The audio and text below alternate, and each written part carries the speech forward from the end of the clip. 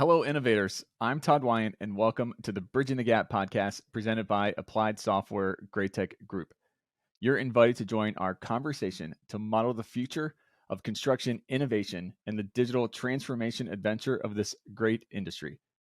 My guest today is Tyler Campbell. He's the founder of Storybuilder Creative, where he aims to solve the problem between the realities of the field and their marketing materials. You may also recognize his voice from the Construction Brothers podcast that he hosts with his brother. Welcome back to the show, Tyler. It's exciting to have you back in after almost exactly 3 years since the first time. It's been a while, man, right? We started the shows, I think, in tandem together, and it's really cool to just watch each other grow and do all these things, man. It's just cool. So Yeah. Have you been recognized by your voice yet? I've heard this happens to radio people. It hadn't happened to me yet.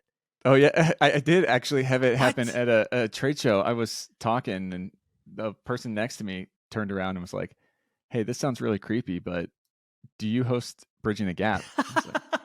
That's amazing. Yes, I do. Gosh. They're like, "Oh, I knew it. I knew that voice." My narcissistic self is waiting for that to happen. So I need, I just want to know: is it real? Is it real? I hear about radio people all the time. It's weird. It's weird. It's very weird. Yeah, but thanks for having me back, man. I appreciate it. It's gonna be a lot of fun to dive into some of this stuff today. I've been doing a lot of really just deep thought into the marketing side of construction, and hopefully we can just kind of present some ideas and make some people think. That's my hope, at least, and have a fun conversation around this. It'll be good. Yeah, absolutely. So before we kind of dive into it, for those that may not have paid attention to 170 episodes or whatever ago when the last time you were on, tell us a little bit about your backstory. You have a great family history of construction. I wonder if you can just share a brief little bio, kind of. Yeah, of course. So I'm a 6th generation builder. So it goes back a ways in my family. It's definitely in the blood. I can't get rid of it. I'm just a builder at heart. And so back in 2012, I started in my family business. It's a BIM company called ABSI. My dad actually started it back in 2003. And so I started as a detailer modeler in that, and kind of apprenticed underneath my brother and stayed there for a decade.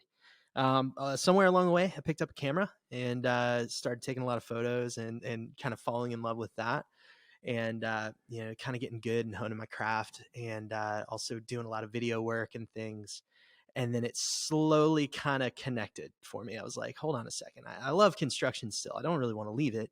But I also really love this other stuff too. And I feel like contractors and, subcontractors, GCs, and even technology companies can benefit from my knowledge of the construction industry paired with my creativity. So that's where Storybuilder came in. And so started that up over a year now, and things are going great. And we do stuff all over the US with people. And dude, it's been a fun ride since last time we talked. A lot has changed for sure. Yeah, no kidding. We were just starting lockdowns essentially 3 years ago. I was I actually that episode I remember very well because I was crashing my brother-in-law's office. It was one of the few offices that were open, and I needed a good hardwire internet. Can't have the kids running in the background and stuff. I didn't have my studio at home set up yet. And I'm like, all right, I'm going to record at home. That's podcasting from home during lockdown was fun, man. Having the kids run in the background was that's right. Man, so just finding a quiet closet and stuff. So dogs barking, cats meowing. It's ridiculous. That's right. Kept it entertaining. But so you have a unique background in that you have the kind of the real world field experience. You have that creative side.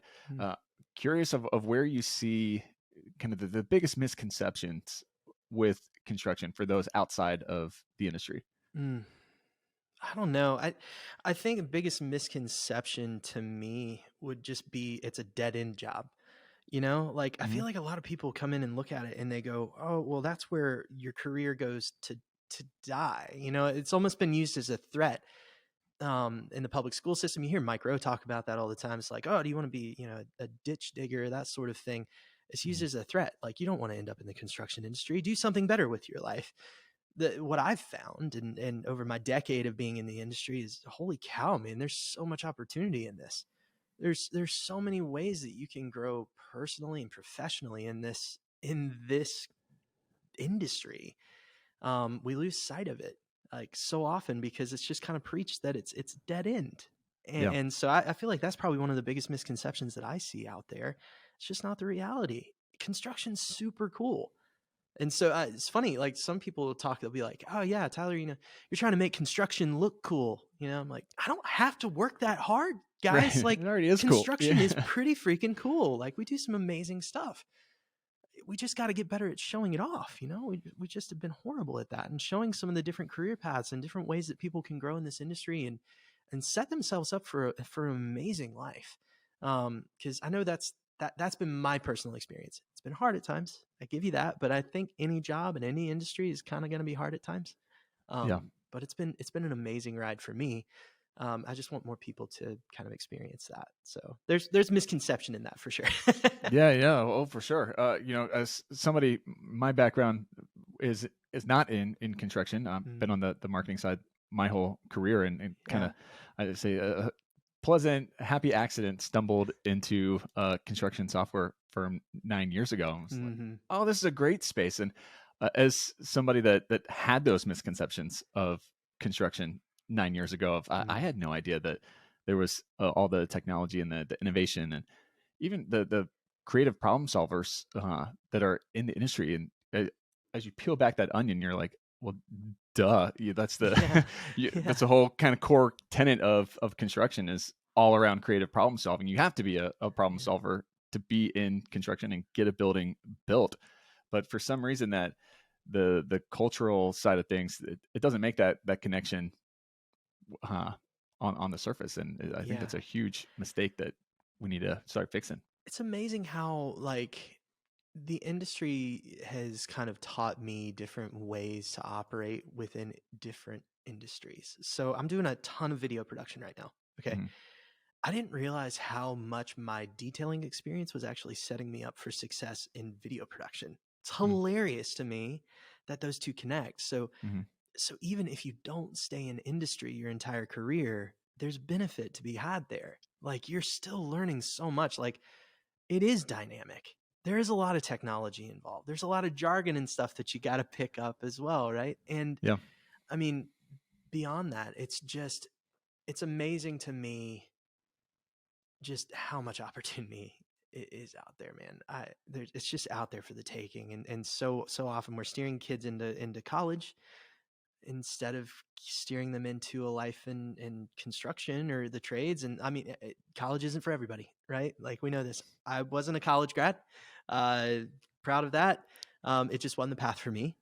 And hopefully I'm one of the success stories I would like to think. Maybe, I don't know.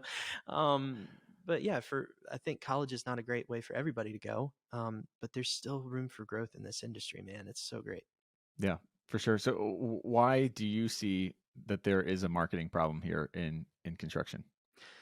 All right, so I'm going to flip it. Todd, dude, you've been in it for 10 years. You've seen a lot of contractors and stuff too. Like I think we both know, you look around at different contractors and you can tell who takes themselves seriously and who doesn't. And more often than not, there are a lot of contractors out there that don't really give too much thought into their marketing effort. I say their marketing effort, but just making their brand look good, right? Just making it look appealing. And I keep using this analogy of like a dumpster fire with raccoons jumping out of it. Like that's where a lot of companies look, or that's the way a lot of companies look now in our industry. And we're wondering like, why are we not attracting people or kids into our industry? It's like, they don't want to run towards the dumpster fire. It looks like one. Like, I'm going to run away from that. I'm going to go to a place like Google or Amazon or something like that. They've got their crap together, right? And I know I'm going to have this, first step in my career, and I'm going to get, 401k. I'm going to get all these different things. And like, they're very transparent with all of this stuff. They can see their life there.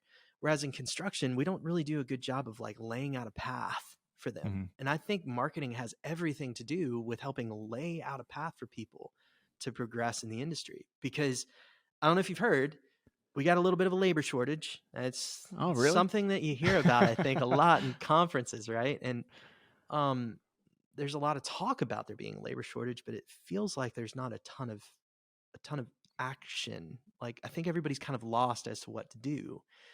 And one thing that I know is a solid step, not only for a business, but for our culture in the industry at large, is if we get really serious about making ourselves look really stinking good, investing heavily into really solid content that gets people excited about the industry, that is going to help us get more people in the industry, more qualified people, and it's going to help reverse this big situation that we find ourselves in. Because was it 40% of the labor force is retiring over the next 10 years?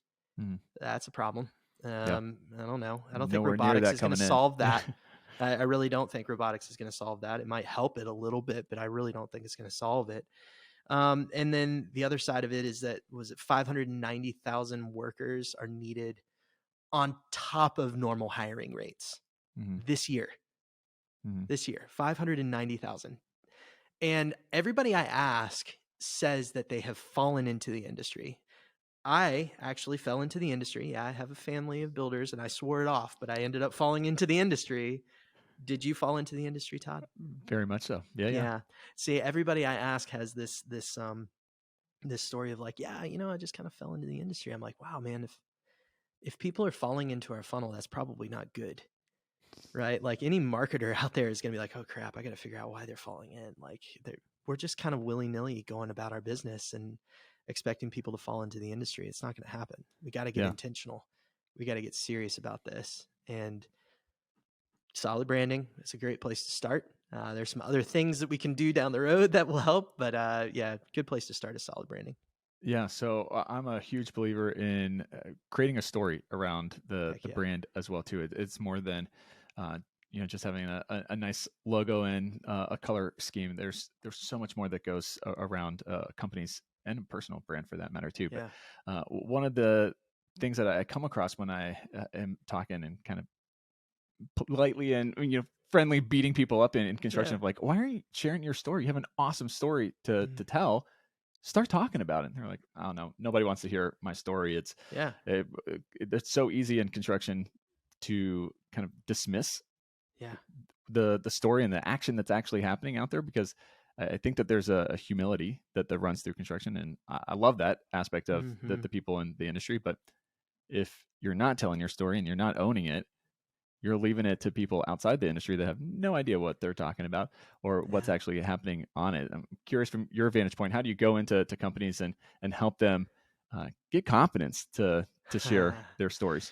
So this is a fun one. So I actually just did a shoot with the guys over at Southern Steel Engineers, good old Tyler Cease and Chris Mitchell. Great firm. I've actually worked with them personally. And so they reached out and they were like, hey man, come on, help us out. And so their whole big thing right now is like, all right, we got a lot of good clients and everything. We're really set, but we really want to start making our brand look good. And so we just started out with a simple brand story about Tyler. So Tyler started out as a steel detailer and he progressed into being an engineer. And so what we did is we actually made this really cool visual story of him just going out on a site and, seeing this, this thing that he designed. And like, we had, we separated the camera from the microphone and we recorded his audio separately to like make it a little less intimidating and stuff, and just made it easy for him. And then we put all that together, and now he's got this really cool video about him and his story in the industry and his vision for his company, right? And like what that means to his clients, not just to him, but to his clients. Because at the end of the day, like the About Us page, let's be honest, not a ton of people really care. They really want to know what you can do for them. And so for them, it was more like, we need to set them up as like, let's humanize them. Let's show people who they are and what they're about, what they believe. And it was really cool. I actually got some feedback from him the other day. He said, I showed it to my mom and she cried. And I was like, yes, all right, we nailed it. Nice. So pull on those emotional heartstrings. Yeah, right. Yeah. And I was like, that's the second one this week. I don't know if that's a good thing, but anyway, no, I think it can be as simple as that. Just, let's just tell a simple story about what you did before you got in the industry. Like, let's just talk about the progression. And it's funny because when he's talking through it, he's like, I don't know how this is going to work out, man. I don't know. Will this really be interesting? Will this really be interesting? It's like that self-consciousness, right? Mm-hmm. If I don't know. But the reality of it is it came out the other end and he's like, holy crap, no, that actually flowed really well. I'm like, editing's amazing. We can make you look good, man. So starting with a simple, just little conversation starter like that of, just saying, here's who I am, here's how I got started. I think that can be a great little piece to throw out there to help build your brand. It may How not do be the people best go move for about everybody, kind of breaking but, that down and thinking through the components that would make a compelling story for that? how do I break it down? Yeah. All right. Yeah. Well, for me, it was just a matter of they had their vision statement, Mm-hmm. right? And it was funny, they had their vision up on their wall. And so actually, whenever we got to their office, and I was getting ready to do the interview with them, just the audio only interview, kind of like this, right? Mm-hmm. I just kind of looked over and I was like, hey, that actually would be really good to talk through, because that's the sort of thing that you want your clients to know. It's like, we value like just constantly getting better every day, taking care of our people and, taking care of our clients and understanding the process really, really well. Like that's one of those things that they take pride in, is that since he has this steel detailing background and this fabricating background, he really wants to let people know, like, I've been there. I understand what you're going through, like client wise, I understand. And we can help you because I have that understanding, and because that is bred throughout our entire team. And so that's kind of the way we steer the video, is to just kind of, we're telling his story and, kind of pulling the heartstrings a little bit, I guess. Yeah. but Also also makes a good story. It makes a good story, and I mean, it made his mom cry. I mean, come on, if you want to make your mom cry, like yeah, sure. Nice. Yeah, it's worth it. Yeah. I like it. What for a construction firm, what does good marketing, what does that actually look like for them in kind of practical terms? I think the big one is we've looked at construction firm. All right. So from a construction firm standpoint, you got to ask yourself, what are one of these two questions? Do I have a sales problem or do I have a talent acquisition problem? I think that's a really good place to start, Mm-hmm. because the way you execute kind of splits off from there. Like, as you know, like if you're trying to get sales, you got to execute a little bit differently than you are if you're trying to attract people. Mm-hmm. Two different methods. Yeah. Similar Two techniques. different audiences. Yeah. Yeah, that too. Right. So I would ask myself, what is it that we need? What's my biggest pain point right now? Is it sales or is it talent? Mm-hmm. I did a poll, and this is completely accurate and it is gospel. No, I'm just kidding. It was on LinkedIn. I was like, hey, what's your biggest problem? Is it recruiting or is it sales? And 80% of the people said it was actually recruiting. Mm-hmm. So what's funny is that people aren't using marketing as a tool to help fix that, though. Like, this is actually a really good tool to help. We kind of get lost in the weeds thinking that marketing is only good for sales. It's not. Eddie and I, whenever we started our podcast, some of the best people that we've hired actually came out of listening to the podcast. It's hilarious. Like, people wanted to work with us because they heard us and they saw, hey, that's their vision, that's their values. Yeah. Holy cow. You made it real for them. Right. And so I'm like, wow, that's actually a marketing tactic, but it worked out actually for a talent. That's crazy to me. And this is one of the biggest problems that we have. So, first step, once you get past should it be sales, should it be talent, make sure that your brand doesn't look like a dumpster fire. We already covered that, right? Just let's mop that up. Let's make that look good. Right? Let's get a decent logo in place if you don't have one. Yeah. Let's get some decent photos in place if you don't have them. Let's get some an really online good videos presence if you don't have one. Yes. Let's build out that infrastructure first. Like, let's really start to refine that out. And that can take a minute. All right. Don't rush it. That can take a minute. So let's get there. And then I'm going to lean over into the talent side, the acquisition side, because I feel like that's probably more interesting than the sales thing, because it doesn't, I don't know. I feel like there's a lot of talk about how to get sales with marketing. Let's talk about the recruitment side. And that's really where I focus anyway. Be clear about the opportunities that you have. I think a lot of times people don't even put this simple little page on their website that just says career opportunities. Mm-hmm. Like, let's put that in one place where people can find it. Your employees that are existing that are great can also find it and see who needs to be hired. So let's be clear about the opportunities that you have, and then let's post those out online, website and on LinkedIn or Facebook or Instagram, like wherever your target audience lies. You need to do some research on that, and the branding will help you with that. Let's get that. And after that, let's make our application process just as streamlined as possible. I think that's a big thing that we overlooked, is that application processes are abysmal, just terrible. They go off into the night. They like, you apply to a job and you never hear back. Let's make sure that doesn't happen. Let's actually give the person a little bit of a little bit of comfort and say, hey, we received it. Thank you. And also, if they're not the right fit for the job right now, then let's answer that. Let's try to be communicative and make them feel heard, because they're kind of putting themselves out there by applying to a job, if you think about it. Yeah. Like, when was the last time you applied to a job and thought, I don't really care? No, you kind of care, right? So let's do unto others in this, and let's try to give them feedback if they apply to a job through one of those platforms, like our social or our website. So I'll pause for response, but those are a couple areas that I feel like we need to, as an industry, beef up if we're going to try to help the labor shortage. Yeah, for sure. So why are companies hesitant to take some of these actions, especially when it comes, I think, to the world of social media? Of, if you're trying to attract Gen Z, which as a millennial now, I get to be like, these youngins coming in, Amen. No longer get the young label slapped on me, which is weird, but it's kind of nice, but also sad. Yeah, right. So Gen Z coming in, they are not on the platforms that even me as a millennial are on.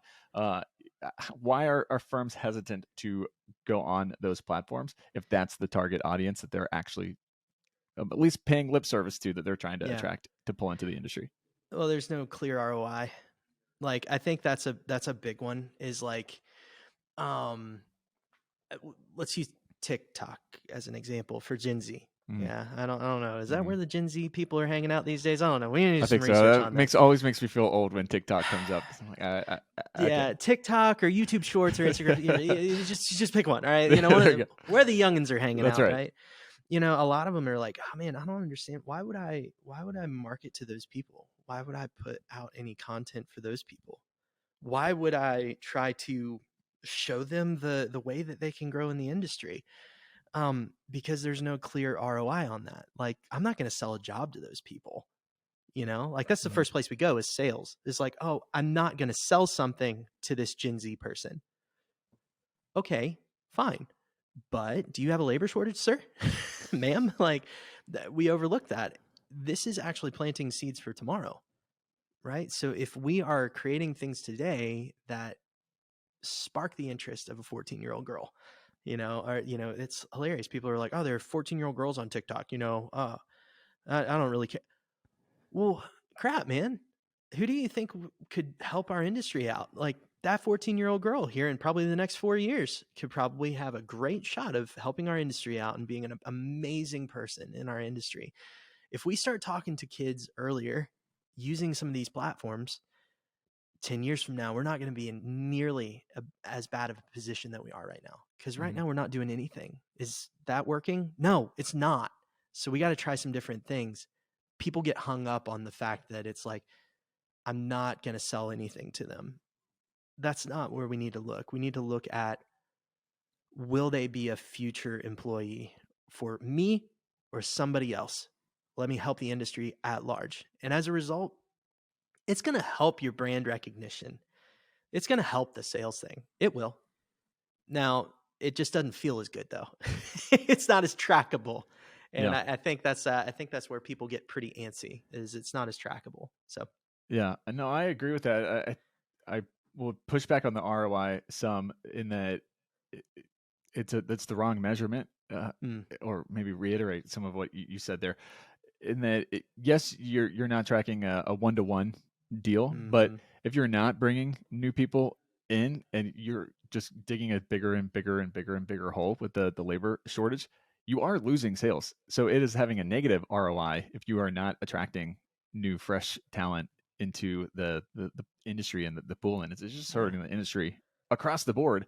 So even if Yeah. that person doesn't come to your firm, but they come into the industry, that's a huge win for your Mm-hmm. firm because it's a Yeah. huge win for the industry. Well, because they could go into another company that you're working with Right. consistently, right? Like, all right, let's say you are a specialty contractor, and that person is excited about building, and they go become a project manager at a GC. But they've been watching your stuff for years, and Mhm. then come back around, and you've already kind of built a relationship with them, and they already love what you're doing. That's pretty great. Or that person is just dang good at their job. That actually helps the entire project chain.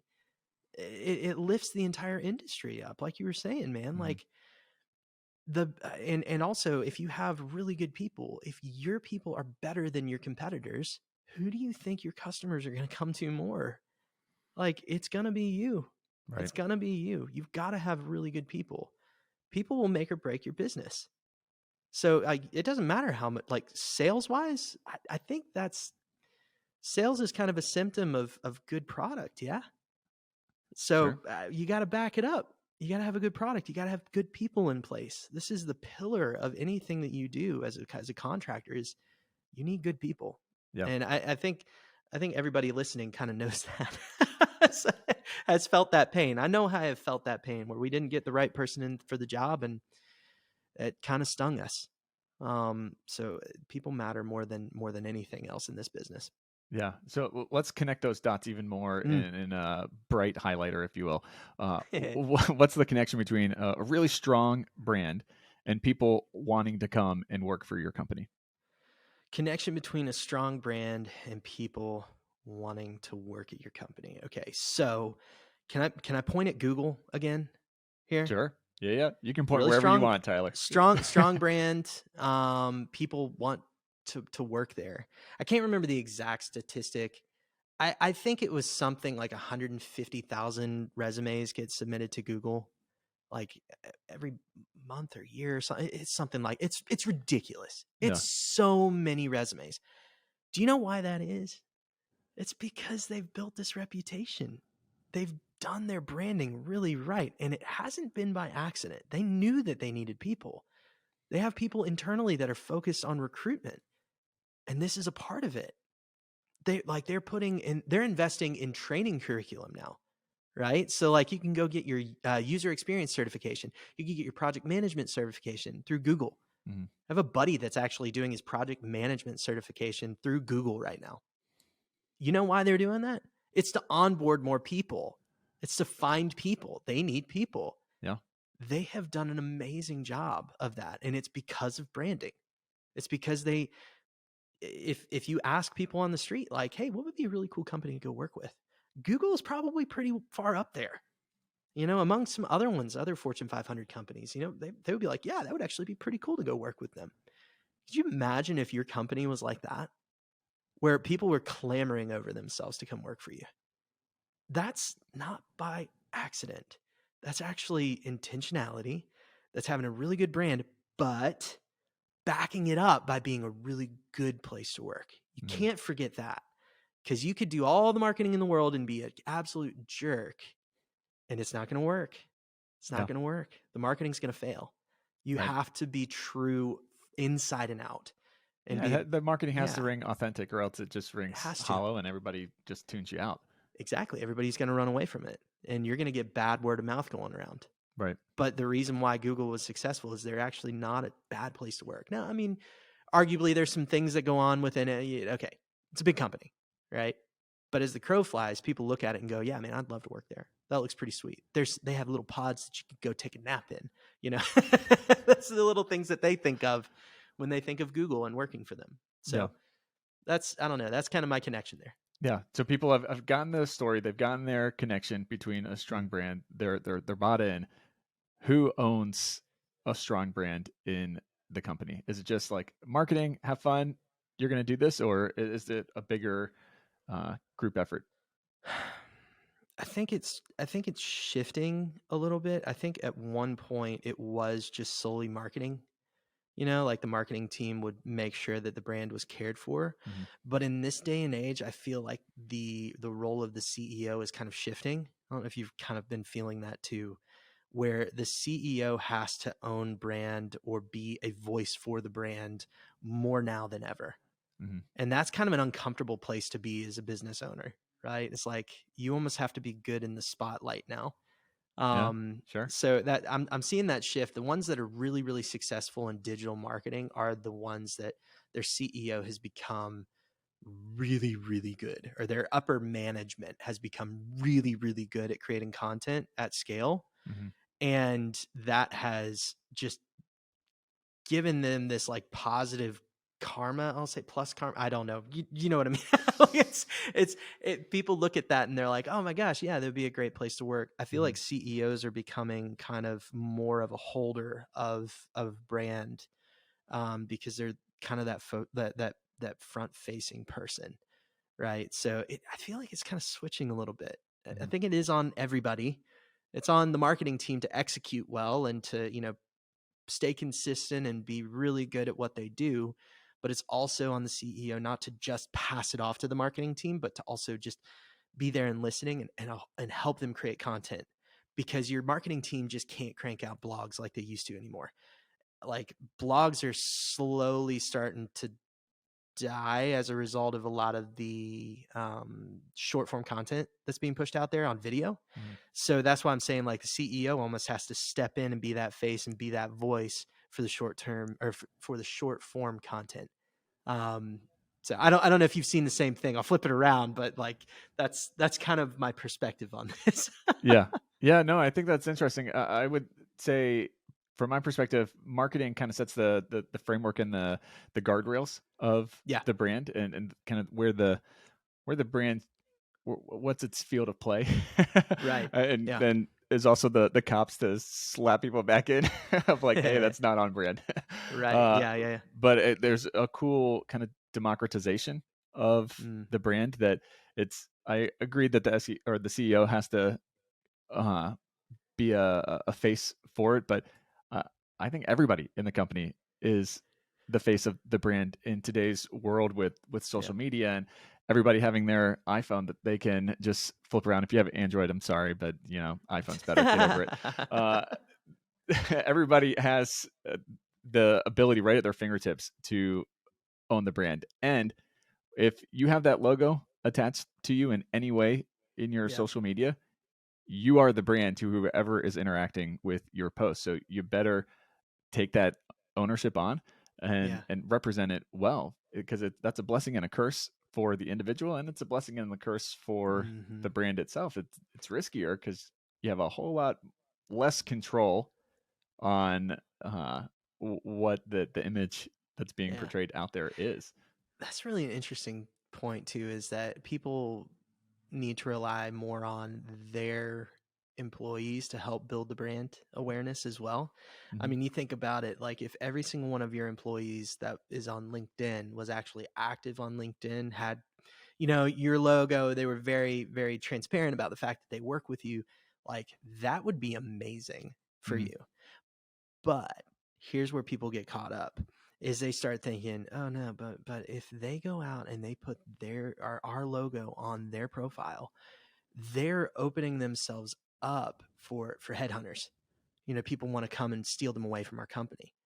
So they almost like don't want their people active on social because they could get stolen away. Mm-hmm. And I would argue that's not a great way to look either. Um, I would rather enable my people to go out and create stuff if they want to, and say, yeah, go do the thing, and like push into it and let them be creative and come up with new ways of showing what they do every day. And if they get stolen away, that might just be kind of on me at that point for not building enough of a relationship to keep them. Mm-hmm. I mean, it's kind of like a marriage here in a way that might not be the best way of looking at it, but it's, you have to be willing to look around a little bit and be like, yeah, no, I'm good. I'm good right here. I love it here. I'm Yeah, loved here. I like it. And I think that comes down to like the culture side of it more than anything. 100%. That's that's a big thing that I feel we overlook, man, is like marketing. It can be a great tool, and kind of swinging back to what I'd said earlier in case we missed it. Marketing can be a great tool, but it's just that, it's a tool. At the end of the day, you have to be an amazing place to work. Like, you just have to have heart, you know? And so often you see contractors go out there, and I've witnessed this, beat people to a pulp. They go through the meat grinder. It's not a good place to work. And we're like, I don't understand why people don't want to work with us. It's because you just put them through the grinder, man. Like, they don't want to be here because it's a sucky place to be. You kind of have to protect them from that. So, I mean, marketing can't solve that. At the end of the day, you've got to be an amazing place to work, and you got to work hard at that, guys. And I've seen a lot of companies that they talk a big game. They talk a big game, and they're like, oh yeah, we're for our people. But man, when it comes time, when the cutting time comes, it's there. All right, yeah, I thought you said we were a family here. and then you're out the door, right? So I really feel we've got a people problem in the industry, and we need to start with the people first. Marketing is going to help, but marketing will help people find out that you have a bad place to work, a bad work environment, quicker than anything else. So don't start this up if you're a crappy place to work. You will be found out. Yeah. It will happen. Yeah, I think there's a great interconnectedness between culture and marketing and the brand, and democratizing the all those aspects out to your people. That yes, you have to have a great culture, and if you do, and you make it a great place to work, there should be no fear in having your people go out there and represent your brand wherever they are, because if somebody came and approached them, they're not going anywhere anyway because they like it there. So if you going back to Google, that's part of the success of why Google is attractive, because not only do they have cool stuff in their offices, but people that work there are going around saying, hey, this stuff is actually really legit cool. It doesn't just look cool in pictures. It's actually cool. We want to stay here. We like the culture that is here, and it comes.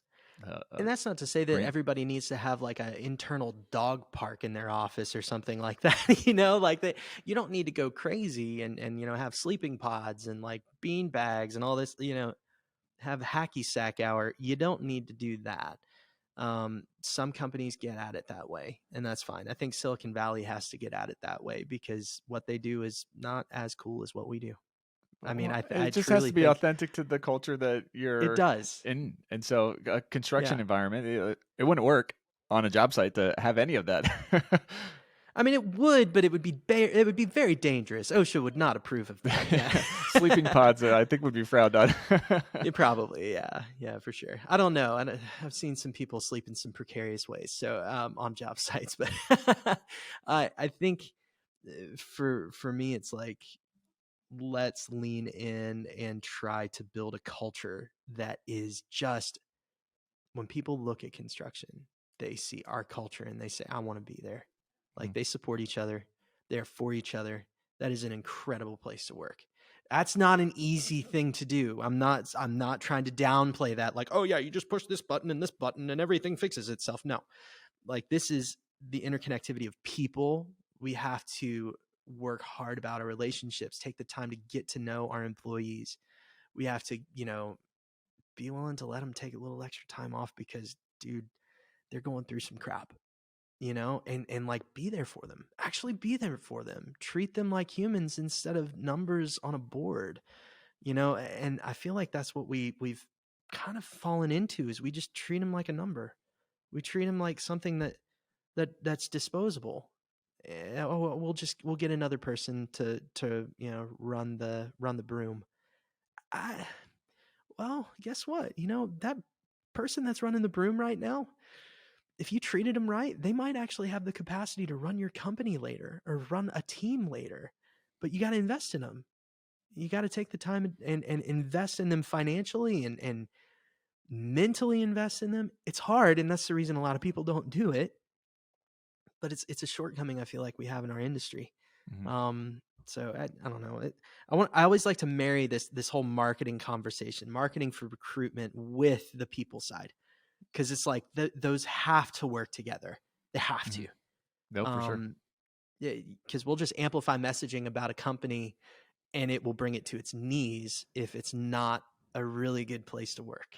Yeah. So like, yeah, I would caution you, be confident in your company culture before you do any of this stuff, because it could really hurt you. Yeah. Which is probably a horrible sales pitch for myself, but there you go. Well, I think they complement each other. Good culture breeds good marketing. Good marketing should in turn breed good culture, because you're also, it's external marketing and an internal marketing to try to get buy-in from everybody across the board. So the illustration works. It's a good marriage between the two. So as we start to kind of land the plane here, innovation is one of the core tenets of the show here. So what does innovation mean to you? Just constantly getting better every day, man. Like, I mean, not being scared to turn around if something's not working. You know, if we've gone down a path for 10 miles and we say, crap, this is the wrong path, not being scared to turn around and go back. I think that's really critical in innovation. Sometimes people just invest so heavily in a direction, and then they start realizing it's the wrong direction, and they're saying, no, it's just, we're too far down the road. We got to keep going. We got to keep plugging. No, you're not. You can always turn around. So I would say 1% better every day, and then always be willing to turn around. Those are my little tenets of innovation there. Yeah. I like it. I like it. I think it takes courage to know when to turn around and admit. I didn't say it was easy.